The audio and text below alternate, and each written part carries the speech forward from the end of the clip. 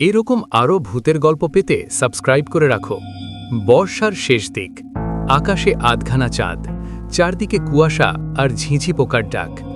রাহাত তার বন্ধুদের চ্যালেঞ্জ নিয়ে ঢুকে পড়েছিল গ্রামের পাশের সেই নির্জন জঙ্গলে। গ্রামের মানুষ বলে এই জঙ্গলের রাত 12টার পর কেউ গেলে আর আগের মতো ফিরে আসে না, বিশেষ করে জঙ্গলের ভেতরের পুরনো বটগাছটার কাছে। রাহাতে সব কুসংস্কার মানে না। হাতে টর্চ, পকেটে মোবাইল, সে ঠিক করল 10 মিনিট থাকবে ভেতরে, ভিডিও করে বন্ধুদের দেখাবে ভূত বলে কিছু নেই। জঙ্গলের ভেতরে ঢুকতেই যেন শব্দগুলো বদলে গেল। ঝিঝি পোকার দাগ থেমে গেল হঠাৎ, হাওয়াও যেন দাঁড়িয়ে রইল। টর্চের আলোয় সামনে ভেসে উঠল বিশাল বটগাছ।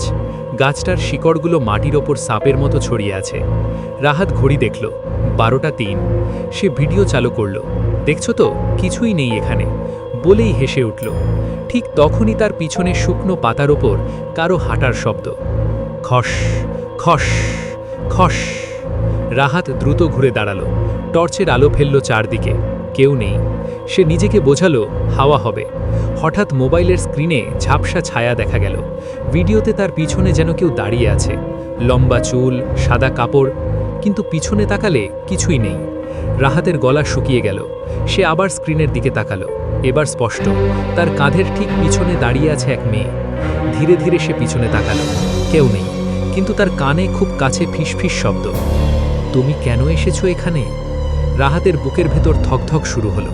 সে দৌড়াতে গেল, কিন্তু পা নড়ছে না, যেন মাটির সঙ্গে আটকে গেছে। টর্চের আলো নিজে থেকেই নিভে গেল।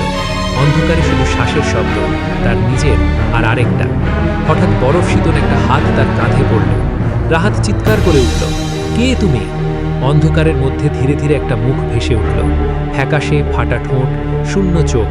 মেয়েটা বলল, আমি অপেক্ষা করছিলাম 10 মিনিট ধরে। রাহাত ঘড়ির দিকে তাকালো, 12টা 13, ঠিক 10 মিনিট। তারপর হঠাৎ সব শব্দ থেমে গেল। পরদিন সকালে গ্রামের লোকজন বটগাছের নিচে রাহাতের মোবাইলটা খুঁজে পেল। ভিডিও এখনও চালু ছিল। ভিডিওতে দেখা যায় রাহাত একা দাঁড়িয়ে আছে। হঠাৎ সে নিজের কাঁধে হাত রাখে, যেন কেউ তাকে ছুঁয়েছে। তারপর ধীরে ধীরে সে অন্ধকারের দিকে হেঁটে যায়।